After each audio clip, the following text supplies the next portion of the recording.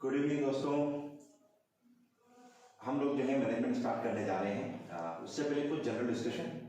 देखिए क्या है कि सब इस चीज़ों को लेकर बड़ी समस्याएं हैं कि कैसे पढ़ना है ना, कितना क्या पढ़ना है, क्योंकि पढ़ने के बाद भी क्वेश्चन नहीं बन पा रहे हैं, है ना। बहुत सारी समस्याएं आ रही। मैंने कई जगह वीडियो देखे, कई बच्चों के मेरे को कॉल भी आए हैं, कई स्टूडेंट्स मुझे मैसेज कर रहे हैं। हालांकि मेरी ऑफलाइन क्लास में मैनेजमेंट में पढ़ा रहा हूँ और पबेट मेरा पहले ऑप्शनल रह चुका है, पढ़ा भी रहा हूँ ये चीज़ें। और इवन यहाँ तक कि इस पैटर्न की जो परीक्षा हो चुकी है लेवल इंस्पेक्टर वाली लास्ट टाइम, वो मेरी क्लियर भी है। तो कोशिश करूंगा कि आप लोगों को उस लेवल तक लेके जाऊं जहां पर मैनेजमेंट में आपके क्वेश्चन बन जाए। 25 में से 18, 19, 20, 21 तक पहुंचेंगे तो आपका पटवारी चयन में संभावनाएं बढ़ती चली जाएगी। तो एक जनरल डिस्कशन से स्टार्ट करते हैं, जनरल एक अप्रोच के साथ स्टार्ट करते हैं, बेसिक लेक्चर्स के साथ कि हमको इसमें पढ़ना क्या है। क्योंकि प्रबंधन का मतलब तो बहुत लंबी कहानी है। इसके अंदर तो BBA MBA जैसी बड़ी बड़ी डिग्रियां होती है, MBA होता है इसके अंदर, ठीक है। तो फिर इतना सारा में से अपना काम का कैसे निकाल के लाना है, वो मेन चीज है। तो वो जनरल बात करते हैं, जनरल मैनेजमेंट, सामान्य प्रबंधन। सामान्य प्रबंधन में हमको दो पार्ट पढ़ने हैं, दो चीजें पढ़नी है।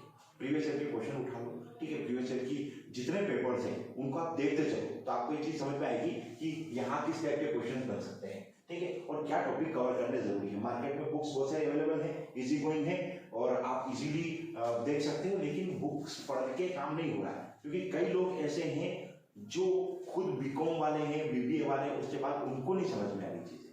तो एक्चुअली यहाँ पूरा कार्यक्रम अप्रोच का है, हमारा पूरा ध्यान जो है अप्रोच के ऊपर आएगा, ठीक है। इसको दो हाथ में आप लोगों को पढ़ना पड़ेगा। एक जिसको आप लोग कहोगे जनरल मैनेजमेंट, मतलब बेसिक मीनिंग उसका, कंसेप्ट वगैरह वो वाली, और एक होगा फाइनेंशियल मैनेजमेंट। इसको बोलते हैं फाइनेंस मैनेजमेंट। ये फाइनेंस मैनेजमेंट है और ये जनरल अप्रोच। जनरल अप्रोच जो होती है ना मैनेजमेंट की, ये वो है। ये क्या होता है मैनेजमेंट, इसमें हमको सबसे पहले वही पढ़ना, मीनिंग। अप्रोच क्या होती है, जनरल मैनेजमेंट की का मीनिंग क्या बनता है। डिफरेंट थिंकर्स ने अलग अलग इसके बारे में बातें बताई है, ठीक है। फिर एक क्वेश्चन भी आया है इसके ऊपर, सीधा इसके मीनिंग से क्वेश्चन आया है कि इनमें से कौन सा, which of the following is not include as an element of management. इनमें से कौन जो है, निम्नलिखित में से कौन जो है वो प्रबंधन का तत्व नहीं है।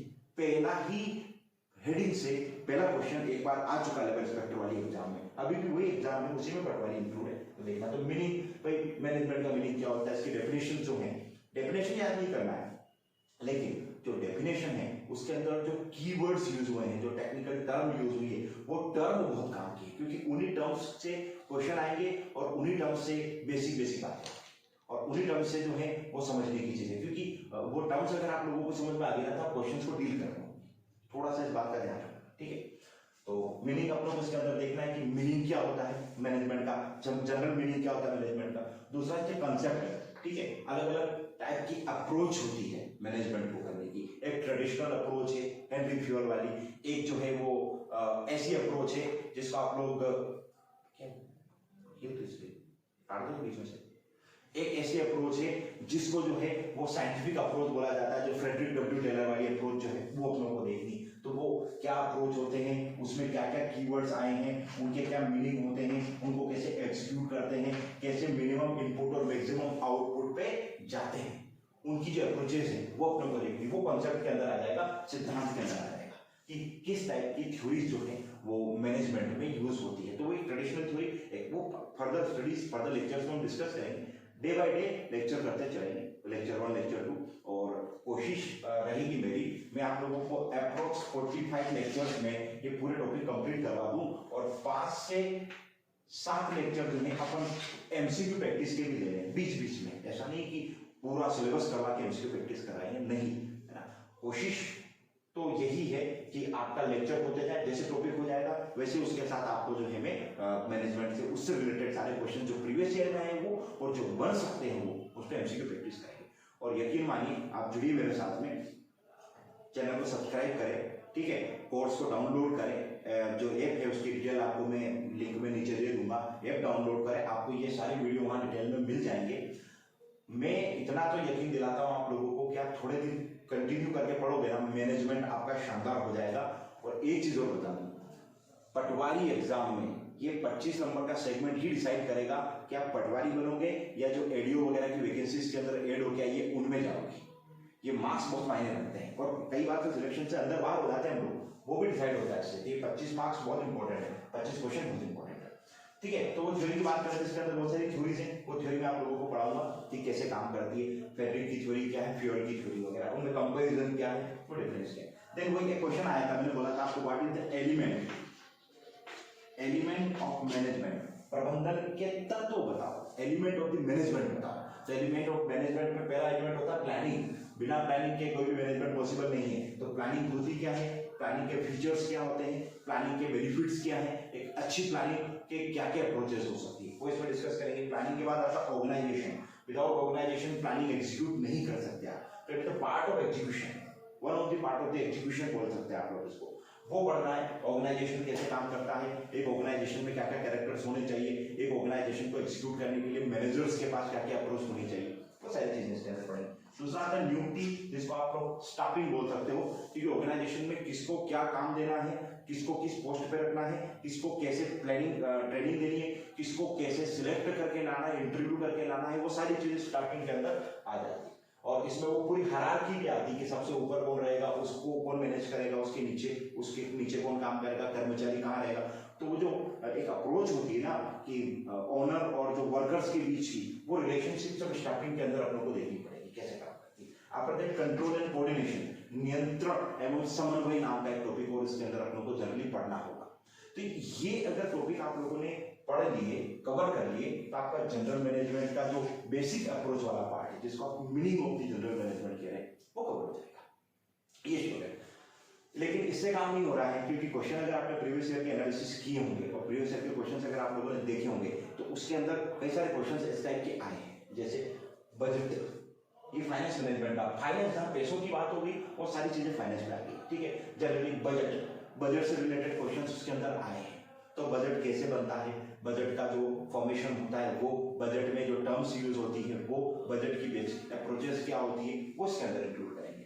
देन आता है अकाउंटिंग, क्योंकि कोई भी काम बिना पैसों के होगा नहीं, और अगर किसी काम को, क्योंकि मैनेजमेंट के बारे में क्या बोला जाता है, किसी से काम करवाने की कला, it is art to do work from other persons, कैसे आदमी से काम कैसे करवा सकते हो, दैट्स मैनेजमेंट। और काम करवाओगे तो फ्री में काम नहीं होगा, तो पैसा लगेगा, और पैसा लग के काम हुआ तो पैसे की proper detail, proper entry, inputs, outputs, deficit या प्रॉफिट वगैरह जो भी है, उनको अकाउंट्स में लिखे जाते हैं। कैसे अकाउंट्स की एंट्रियां होती है, प्रॉफिट मार्जिन कैसे लिखा जाता है, किस किस टाइप की, इसमें भी टेक्निक्स आ गई बहुत सारी नई और पुरानी, उसमें कंपैरिजन क्या है, वो इसके अंदर आपको पढ़ना है। क्वेश्चन आए हैं यहाँ पर। ठीक है, कोई स्टैंडर्ड डिसाइड, वो इंटरनेशनल लेवल पे भी है, इंडिया लेवल पे भी है, वो इसके अंदर पढ़ना है। कंज्यूमर जो एक होता है, कस्टमर जो होता है, जिसको आप लोग कहते हैं ग्राहक जागो सुनते ही हम लोग, तो वो कस्टमर के क्या क्या फायदे हैं, कस्टमर्स को क्या क्या चीजों का ध्यान रखना जरूरी, कंपनी को या ऑर्गेनाइजेशन को कस्टमर्स के बेनिफिट्स के लिए क्या क्या काम करने चाहिए, कस्टमर को क्या चीजों का ध्यान, वो सब मतलब कुल मिला के कंज्यूमर हित में जो बातें होती है, ग्राहकों के लिए जो बात होती है, वो भी अप्रोच पूछी गई है, क्वेश्चन आए इससे, ये भी पढ़ना पड़ेगा। एडवर्टाइजमेंट, कोई भी कंपनी, आजकल का जमाना जो ब्रांडिंग का जमाना है, विज्ञापन का जमाना है, बिना ब्रांडिंग बिना एडवर्टाइजमेंट के कंपनियां नहीं बढ़ रही आगे।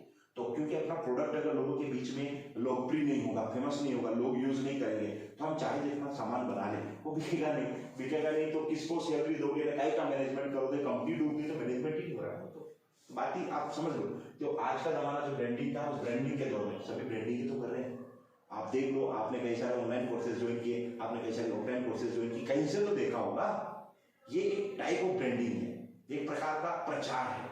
तो वो क्या होता है, उसमें किन किन चीजों का ध्यान रखा जाता है, लोगों को कैसे अपनी चीजों को दिखाना चाहिए होता है, ये सारी अप्रोच आपको उसके अंदर पढ़नी पड़ेगी। और जो एक टॉपिक और इसके अंदर है, जनरल टॉपिक, व्यवसायिक वातावरण या पर्यावरण भी कहते हैं इसको, बिजनेस एटमॉस्फेयर। कि अच्छा बिजनेस करने के लिए जो जो चीजें उसके सराउंडिंग्स में रिक्वायर्ड होती है चारों तरफ, वो सब कैसे काम करती है, कैसे कनेक्ट होती है, कैसे जुड़ती है, उन सबको जोड़ के अगर साथ में देखोगे तो वो बिजनेस एनवायरमेंट। भाई जैसे मैं कहीं काम करता हूँ मान लो, या आप कहीं काम पे जाते हैं, तो वहाँ पानी मिलना चाहिए, हवा अच्छी आनी चाहिए, लाइट अच्छी आनी चाहिए, है ना, मुझे मेरा मन लगना चाहिए, सफाई होनी चाहिए। वहाँ पे गंदगी में आपको बोल दूँ पढ़ लो बैठ के तो नहीं पढ़ पाओगे आप, भूखे पेट बोल दूँ बैठ के पढ़ लो तो नहीं पढ़ पाओगे आप, है ना, नींद नहीं आती है, भूखे पेट, थका हुआ काम नहीं कर सकता हूँ मैं। तो वो सब चीजें जो है ना, कहीं ना कहीं इसके अंदर हमको स्टडी करनी पड़ेगी। सॉरी, तो ये चीज चीजों को अगर आपने बेसिकली इनको और इनको कवर कर लिया ना, तो मोटा मोटा ये मान के चलना कि 23 से 24 क्वेश्चन मैनेजमेंट वाले पार्ट के आपके कवर हो गए।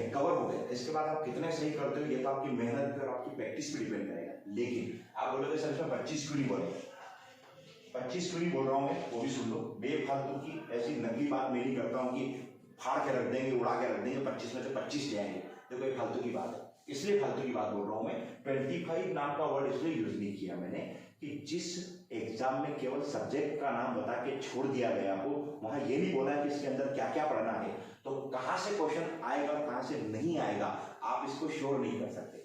ये जो है ये हमारा एनालिसिस है प्रीवियस ईयर के पेपर्स को देखकर। ये एग्जाम हमने दी है, हमने 2-3 बार इस पैटर्न पे एग्जाम में दे रखी है, हमने इस पैटर्न की एग्जाम में निकाली है। तो जो हमने सिलेक्शन के बाद एनालिसिस किया कि क्या चीजें आनी चाहिए क्या चीजें नहीं आ सकती उस बिहार पर, और दूसरा सिलेबस उठा के देखा 11th क्लास का, 12th क्लास का, बीबीए का, बीकॉम का, एमबीए का, तो उन सब में से हमने कंक्लूड किया कि जितने क्वेश्चन आ रहे हैं वो इन्हीं कहीं से आ रहे हैं। अब 1000 क्वेश्चन, 1-2 क्वेश्चन यहाँ वहां कहीं से भी हो सकते हैं, दाएं बाएं कहीं से भी हो सकते हैं। तो आप ये सोच के चलो कि 25 में से 25, तो मैं वो वाली बात नहीं बोलता हूँ, लेकिन हाँ अगर आप चले तो 23 से 24 क्वेश्चन आपके कवर होंगे। और अगर आपने अच्छी मेहनत की तो आप इसमें 20 के हेर फेर नहीं स्कोर कर सकते हैं। 2-3 क्वेश्चन ऊपर नीचे अगर हो गए तो ज्यादा फर्क नहीं पड़ता है।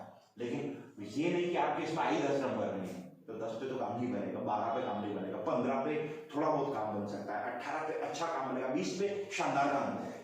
तो हमें कोशिश करना है कि ज्यादा से ज्यादा हम लोग इसमें पहुंच सके। मैं ये कहता हूँ कि 23 से 24 क्वेश्चन के आसपास का आपको कवर करवा दूंगा। 1 क्वेश्चन 2 क्वेश्चन की श्योरिटी नहीं होती है, वो कहां से आ सकते हैं। सिलेबस अगर फिक्स होता है ना तो फिर तो मैं कहता कि 25 ही क्वेश्चन श्योर हो सकते हैं, उसके बाद हालांकि नहीं बोल सकते आप, फिर भी 25 बोल सकते थे पर अभी तो नहीं बोल रहे। पर तो 23 से 24 क्वेश्चन को कवर करने की कोशिश करेंगे, जिनमें से आपको 18 से 20 क्वेश्चन स्कोर करना है ताकि हम सिक्योर जोन में रहें पटवारी में भी, और उसके अलावा जो अन्य अदर जो पोस्ट उसके अंदर आई है एग्जाम के अंदर उसमें भी सिक्योर जोन में रहे। अपने को सिलेक्शन से मतलब है, ठीक है ना, चाहे किस रैंक से भी हो सिलेक्शन हो जाना चाहिए अपना, हम तो वो बात करेंगे। तो आगे के जितने लेक्चर अपने होने वाले हैं ये तो अभी जनरल इंट्रोडक्शन है, ये आपका कोई लेक्चर नहीं था। लेक्चर इसके बाद स्टार्ट होंगे चैप्टर वाइज, पहला लेक्चर, दूसरा लेक्चर, तीसरा लेक्चर, बकायदा लेक्चर उसी सीरियल में आपको अवेलेबल होते रहेंगे इसी यूट्यूब चैनल पे टाइम टू टाइम मिलते रहेंगे।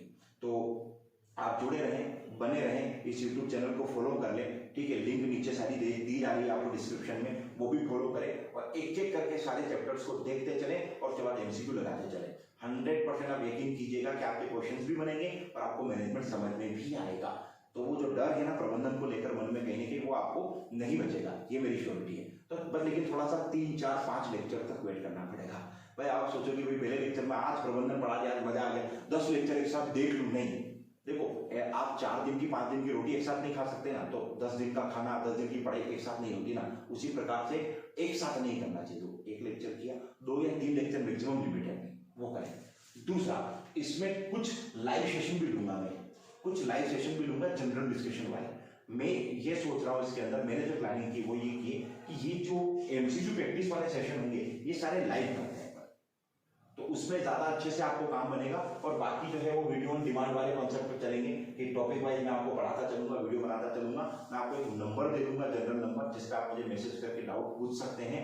लेकिन हर टाइम देखो कॉल मेरे लिए पॉसिबल नहीं होता उठाना, क्लास रहती है, फिजिकल जो ऑफलाइन क्लासेस चल रही है उनको पढ़ाना रहता है, तो इतना टाइम हो नहीं पाता कि मैं कॉल उठाऊं। लेकिन हाँ यकीन मानो कि अगर मैं मैसेज डाला होगा ना आपका, तो मैं जब फ्री होऊंगा तब आपको मैसेज का रिप्लाई जरूर कर दूंगा। तो मैं नंबर आपको शेयर कर रहा हूँ, वो नंबर आप यूज कर सकते हैं और मुझे मैसेज कर सकते हैं इसके रिगार्डिंग कुछ भी। बट जल्दी ही ये एक के बाद एक ये वीडियो आ रहा है, इसके बाद अगला वीडियो बिल्कुल तैयार करा है।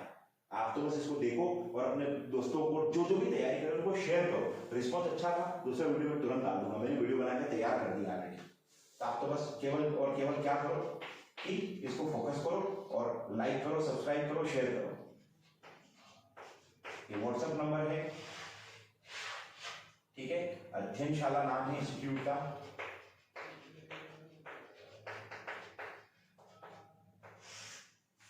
आप गूगल करेंगे तब भी इसकी जानकारी आपको मिल जाएगी। ऑफलाइन क्लासेस चल रही पटवारी की व्यवस्थित तरीके से, मैराथन क्लासेस भी चल रही, 7-8 घंटे के लेक्चर भी चल रहे हैं। लेकिन मैं इस स्पेशली ऑनलाइन केवल और केवल मैनेजमेंट के लिए आया हूँ, क्योंकि मुझे बहुत सारे बच्चों ने बोला कि सर हमारे कई दोस्तों को इश्यू हो रहा है, बाहर रहते हैं, अदर डिस्ट्रिक्ट्स में है, वो यहाँ आ नहीं सकते, तो प्लीज आप मैनेजमेंट में कम से कम ऑनलाइन पढ़ा दीजिए। तो इसलिए मैं मैनेजमेंट ऑनलाइन स्टार्ट कर रहा हूँ। तो आप इसको फॉलो करें, कंटिन्यू करें। अगले लेक्चर में पहले टॉपिक के साथ अपन मिलते हैं कि मीनिंग ऑफ द मैनेजमेंट क्या है, इसके मायने क्या होते हैं, उसको डिस्कस करेंगे।